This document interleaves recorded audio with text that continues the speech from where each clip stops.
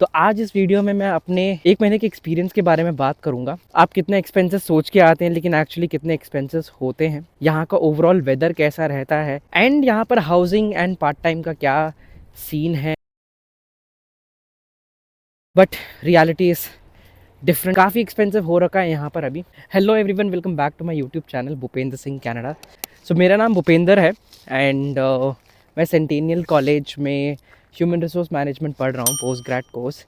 तो आज इस वीडियो में मैं अपने एक महीने के एक्सपीरियंस के बारे में बात करूँगा। मेरी क्या एक्सपेक्टेशंस थी एंड क्या एक्चुअली में रियलिटी है यहाँ पर कनाडा में, उसके बारे में आपको कम्प्लीटली एक्सप्लेन करूँगा। तो यहाँ पर इस वीडियो में आज हम 4 मेजर टॉपिक्स को कवर करेंगे। दैट इज़, आप कितने एक्सपेंसेस सोच के आते हैं लेकिन एक्चुअली कितने एक्सपेंसेस होते हैं, यहाँ का ओवरऑल वेदर कैसा रहता है, कैसा मैंने वेदर एक्सपेक्ट किया था एंड कैसा वेदर ऑलमोस्ट था, आई मीन है, एंड यहाँ पर हाउसिंग एंड पार्ट टाइम का क्या सीन है। Seen in the sense, housing को लेकर बहुत सारे टॉपिक्स उठते हैं, हाउसिंग को लेकर बहुत सारे डाउट्स होते हैं स्टूडेंट्स के, वो मैं यहाँ पर करूँगा कि हाउसिंग मैंने क्या एक्सपेक्ट किया था एंड कैसा रहा मेरा house search, and obviously part time में यहाँ पर कैसी अवेलेबिलिटी है, I mean part time job मिलती है, नहीं मिल रही है, कितना ट्राई करना है, कैसे ट्राई करना है।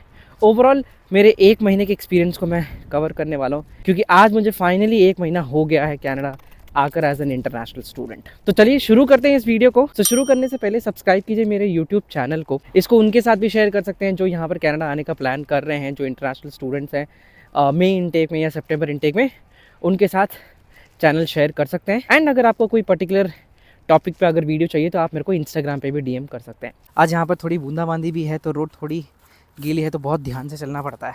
रुको मैं आपको दिखाता हूँ अभी मौसम कैसा हो रखा है। देख रहे हैं अभी यहाँ पर मौसम ऐसा हो रखा है।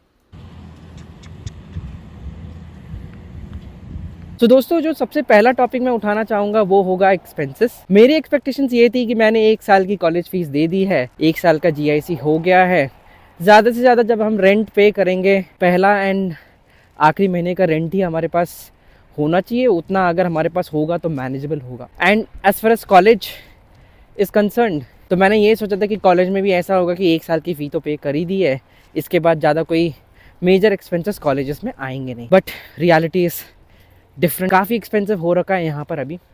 हाउसिंग तो चलो जितना मैंने एक्सपेक्ट किया था, I was expecting my rent to be $450 और $500 इन शेयरिंग, तो मैं अभी $550 पे कर रहा हूँ। जहाँ पर मैं बेसमेंट में रहता हूँ, मैं बेसमेंट का टूर आपको जल्दी दूंगा इस चैनल पर। एंड अगर हाउस सर्च को लेकर अगर आप मेरे से पूछें, it was not very difficult, but कुछ लोगों के लिए काफ़ी डिफिकल्ट हो जाता है। लकीली मेरा एक दोस्त था जो यहाँ पर पहले पहुँच गया था एंड उसने हमारे लिए घर पहले से ही ढूंढ के रखा था, तो हमको कुछ नहीं करना था, बस 1 तारीख को सीधा मूव इन करना था।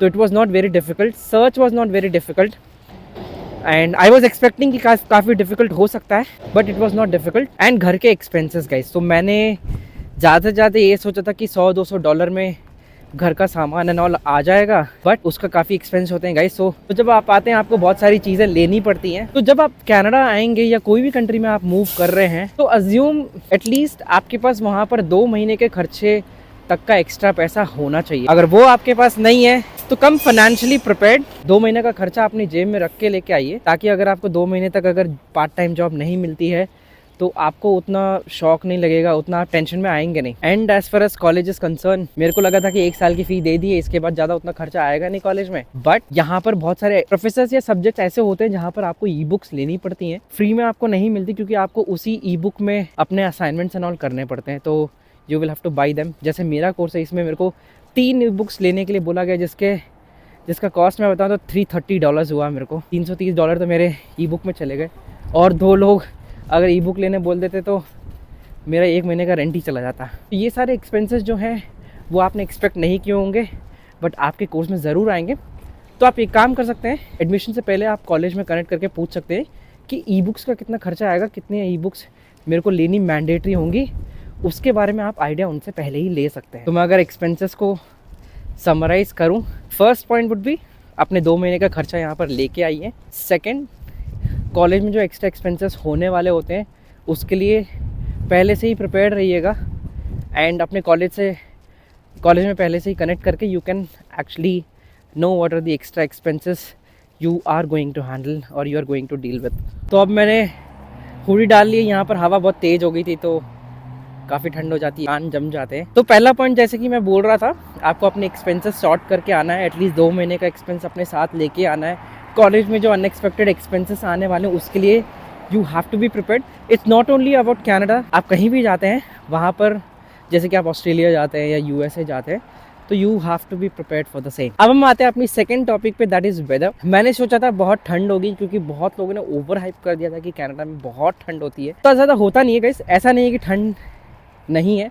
ऑब्वियसली अगर नहीं होती तो ये मैं ऊपर अपने सर पे नहीं चढ़ाता। तो ठंड है, यहाँ की ठंड को अंडर एस्टिमेट कभी मत कर देना। बट अगर आप अपने आप को अच्छे से कवर करके रखते हैं, ऑलराइट, जब टेम्परेचर -0 से नीचे चले जाता है तो आपको कुछ नहीं करना है, बस अपने आप को अच्छे से कवर करके रखना है। तो एक्सपेक्टेशंस वर्सेस रियलिटी में अगर मैं अपने वेदर को बताऊं तो जितना मैं एक्सपेक्ट कर रहा था उतनी ज़्यादा ठंड नहीं है, if and only if you cover your self properly.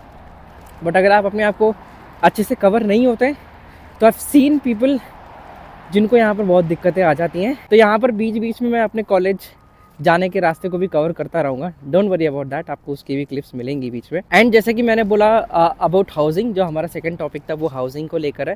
That depends on region to region. मैं स्कारब्रो में रहता हूँ, दैट इज़ इन टोरंटो। अगर आप किसी को भी नहीं जानते हो तो आई वुड सजेस्ट कि आप 1 या 2 महीने के लिए या थोड़े दिन के लिए टेम्प्रेरी अकोमोडेशन ले लें एंड उसके बाद अपना घर ढूंढें। तो अब आते हैं हम अपने मोस्ट हॉट या इम्पोर्टेंट टॉपिक पे, that is part time job. Part time job का एक्सपेक्टेशंस मेरी क्या थी और रियलिटी में एक्चुअली क्या रहा है। To be very frank, expectations मेरी ये थी कि मैं लिंक्डइन से या ऑनलाइन ही जॉब ढूंढ पाऊंगा आसानी से, but that is not the reality. Specially winters में मिलना बहुत डिफिकल्ट होता है, बहुत नहीं थोड़ा डिफिकल्ट होता है। It completely depends on how actively you are looking for job, कितने एक्टिवली आप अपने रेज्यूमेस बांटते हैं। मैं अभी के लिए ऑनलाइन ही अप्लाई कर रहा हूँ क्योंकि यार ठंड के कारण मैं उतना बाहर जा नहीं रहा, मैं उतने स्टोर्स पे अप्लाई नहीं कर रहा हूँ। But one of my friend जिसको मैंने अपने पिछले वाले व्लॉग्स में दिखाया है, उसको पार्ट टाइम जॉब मिल चुकी है। वो लिटरली स्टोर टू स्टोर जाके उसने रेज्यूमे बांटे, उसने 2 या 3 दिन ही रेज्यूमे बांटे थे एंड उसका इंटरव्यू शेड्यूल हुआ था कैशियर पोजीशन के लिए।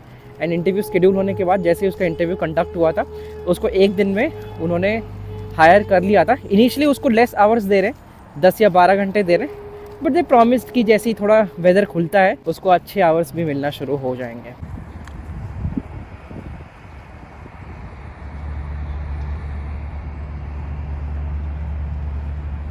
ये था मेरा ऑलमोस्ट 1 मंथ का एक्सपीरियंस, एक्सपेक्टेशंस वर्सेस रियलिटी। आपको खुद को थोड़ा टाइम देना होता है एंड जब आप खुद को टाइम देते हैं things fall in place.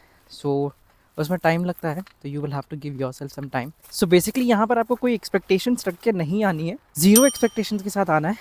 Obviously जब आप अपने देश से बाहर निकलते हैं, अपने होम कंट्री से बाहर निकल किसी अब्रॉड जाते हैं स्पेशली पढ़ाई के लिए, तो आपके काफ़ी एक्सपेक्टेशंस होते हैं, लाइफ ऐसी होगी वैसी होगी।